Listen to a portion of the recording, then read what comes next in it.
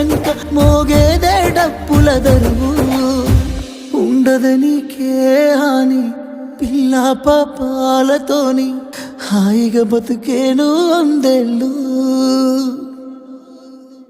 నువ్వు పూలు అల్లుకొని పోతున్నవే అత్తగారింటికి, నే పువ్వులు జల్లుకొని పోతున్ననే కాలే తాటికి.